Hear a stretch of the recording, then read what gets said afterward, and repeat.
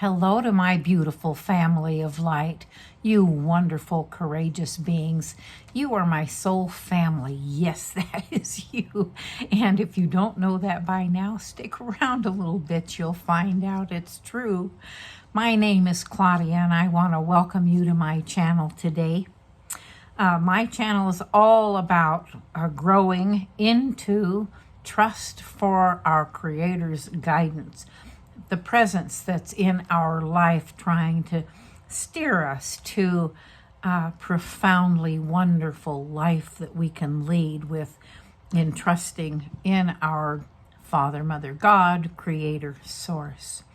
In doing so, right now, we may be blocking trust, and I need for you to be brave, fearless, and bold, which is what I had to learn to be, and it's taken me 30 years to do it. I don't think you want to take that long. We're pretty impatient, aren't we? But my channel is about teaching you, showing you how you can be an expression of our Creator through love, kindness, peace, forgiveness, joy, trusting in what cannot be seen. It can only be felt. You may have been taught to ignore, suppress, throw out your feelings, but I'm here to tell you that that is your greatest connection with the truth of who you are as a child of our Creator. Your feelings, whether you're feeling good and solid and happy and joyful and positive, and that things are going well in your life, or if you're really unhappy, miserable, angry, resentful, all of those things. Everything is a push and pull for or against our Creator, and I'm here to show you how to move into, in positive ways, your true soul self. So this is a continuation of my soul's journey from what I'm going to call clueless to awareness. I'm an ordinary human just like you. I've learned to do and be some extraordinary things, the things that God had intended for me to be all along, that I really never even knew existed or was a possibility, right? So this is a continuation. It's number 12. We left off at 11 with me having received a set of instructions, which was like having a couple of sheets of instruction and me going through and ticking off the boxes, but you can't see them. I only have an awareness and a knowing inside of me that as I tackled one project on this checkoff sheet, that there was another thing coming up, and if I didn't know what that was, I knew that it would be coming to me, and I just had a knowing or an awareness, and I had help along the way. So here we are. I'm going to move through that. If you want to get that, you can get the rest of it in the last episode, number 11. We're moving up to where it's time for me to put the house on the market. And in June then, I was aware that I had done all of the projects that I could do inside the house and out. And there were a lot of projects because I did not have a handyman for husband, and I had to learn how to be one to get those things taken care of. But I'll tell you what, the more that you do yourself, and some of them aren't real pretty when you're done, but there's a satisfaction with an accomplishment with having it taken care of and that you did the work. So I've got a realtor now. It is approaching the end of June, and the house goes on the market. So now I'm faced with having to tell my ex and my family what's going on, but I'm still not feeling that the time is exactly right for that. I need to get closer to actually having signing that the house is sold before everybody knows. Now, the reason for that, you begin to learn and to know that when you're dealing with or acting on something that God has given you to do, that is outside of the norm, people are not going to understand. We're rational, reasoning, thinking individuals. And when God says, Claudia, pick that up and put it over there, and you do that, and somebody says, why'd you move that? I wanted it here. And you have no explanation. Well, I just had a feeling I needed to do that. Okay, your feelings count. And in fact, because you're our creator. And if you can think for a minute about artists, how do they develop? How does the music come out? It's a feeling that they start with. Our creator creates.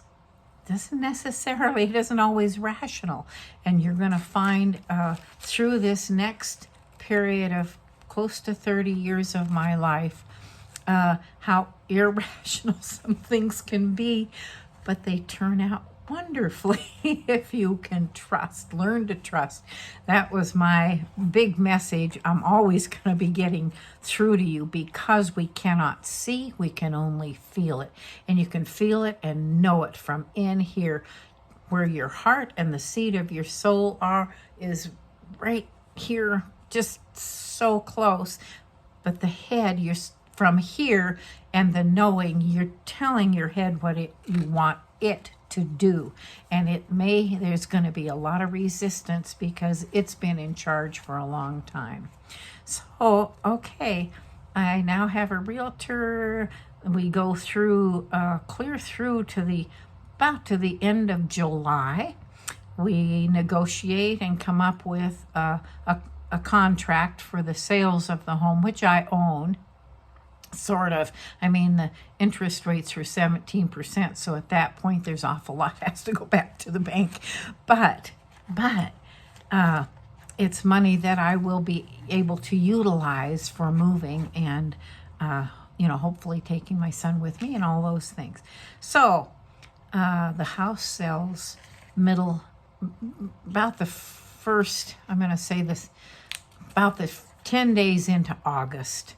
And it's agreed that by the end of August, early in September, I will be moving. And so it's now time for me to begin telling people that I will be moving. And 1 week before I leave, I take my ex out to supper, let him know that we're moving. He knows we're moving, but I tell him now that I'm moving 3 states away. And that I want to take, Nathan, you can't take your child with you unless the state, unless both parties are in agreement, and the state is the only one that can confirm that you're in agreement. And he's not in agreement. So my son goes to visit his dad on Wednesday. I'm supposed to leave on Saturday, and he doesn't return him on Friday night like he's supposed to. So I call, and he says no, he can't come. He said until we get this squared away. So I take him. I'm sorry, it's 2 weeks before I go, and I take him to breakfast on Saturday. Let's back up just a hair.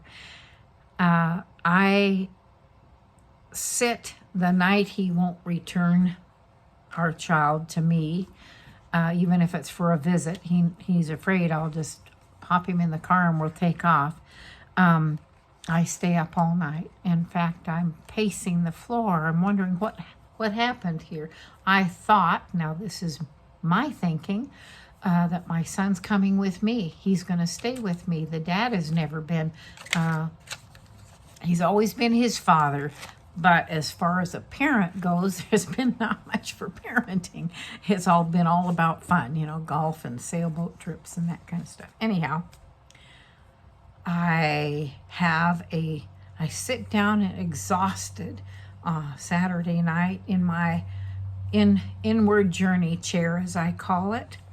And I have an experience in which, through this event that I'm a part of and participating in, I am shown that my job is done.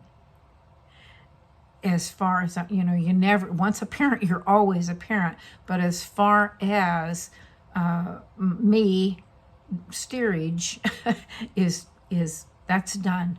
I was shown very clearly my job was to be over here, watching them, supporting them in their coming to working things out together, that it didn't involve me. I have to tell you, I'm a very independent, very, I know what I'm about. I've always known myself pretty well.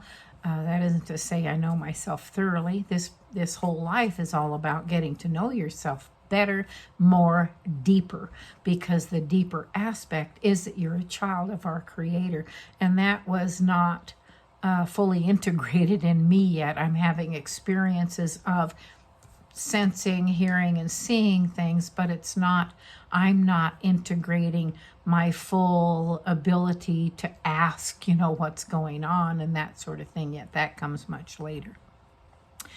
Well, I'm shown this thing. It's very clear to me that my parenting part of the job is done, and that now they need a shot. It's their turn to do that, and my son is not coming with me. Now it's emotional. Back then it was just real clear. It was very, this is just how it is, and it's okay. So I call and take my ex to breakfast the next morning, tell him I'm moving. And in that process, he's very happy. He's thinking the apartment next door to him is where we can move in. And I looked at him and I said, you don't understand. I'm supposed to move. He's moving in with you. And he turned white as a sheet. And, you know, what could I say? So he did not have to return him. He would not let me see him at all that entire next week, and it's the following weekend that I was moving.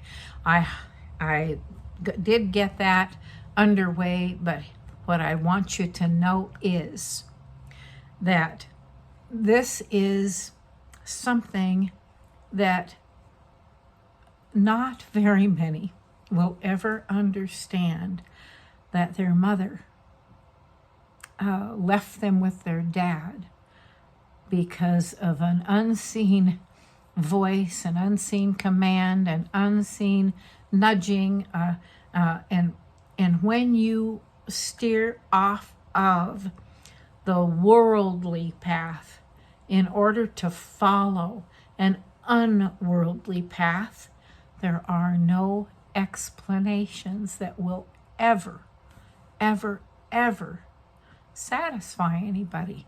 Until someone has walked a mile in your shoes, has their own experience of the divine being active in their own life, nobody can understand that. I don't expect you to understand it. So my job is to nudge you into not giving up your children. That's not what I'm saying. You've got to look behind my story into what is taking place here. And what is taking place is a shift, a big shift into massive trust that my God has a plan for me. And there are other clues along the way here, but it is in knowing that with every single cell and atom and hair follicle that you have in your body, that you are following God's will, that you're following the will of God, and you have to trust that beyond your imagination. Now, I'm not asking you to start off that way. You've got to go back through my videos and see how what brought me up to this point has been trust in the unseen forces, but they're active in your life on your behalf. God wants the best for you. God has, it's like a reminder that he has a plan for you, and your soul was in agreement with that before you ever got here. So with that in mind, I'm going to stop here. We'll end this aspect of this part of the journey, and we'll pick it up in the next video. And we're going to have a lot more than I thought I was going to have, but I have to tell you, my life has been over 30 years of integrating everything that I've experienced, and it's always surprising. It's always an interesting, very interesting thing to me, and I want to remind you, your job as a soul having this experience, which you may not believe just yet, we're working on that, is to be courageous, be curious enough to know and to learn that you can discern between what is happening to you is a positive thing that is coming from your Creator, and He's accessing that part of you you've not been able to discern before, but it's there, it's emerging, and the greater you trust it, the greater it becomes. So, okay, that's it for today. I hope this was an adventure for you too. Listen, and I do hope you have a paper and a pencil in which you are jotting down your own tidbits from your life's experiences. There are things all along the way, signs pointing you in certain directions to something, away from things. And so make notes on that. We can have a class at some point when we're through with this and maybe get even more clarity for you and more solid in who you are. I know you to be children of our Creator. I know you to be marvelous beyond your imagining. And I know you to be happy, healthy, whole, and complete souls having this human experience so that you can become expressions of God in human form with your fellow human beings. So, you know that I love you this much, right? These arms go all the way around you. I hope you can feel that energy because it's coming at you to embrace you and encourage and uplift you. And I also hope that you're becoming very good stewards of this planet because that's the other thing we were designed to be. So everything you want to know about me is in the description below. Please like, subscribe, and share. Those are the things that affect this channel, that get it out to more people so that we can begin to create a happy, healthy, whole, peaceful, loving, forgiving, and kind humanity. Until the next time, take care of yourselves, loving you. Be well, be safe, be happy, and know that you are amazing and beautiful beyond your imagining. I love you. Until the next time, be well, be safe, be happy.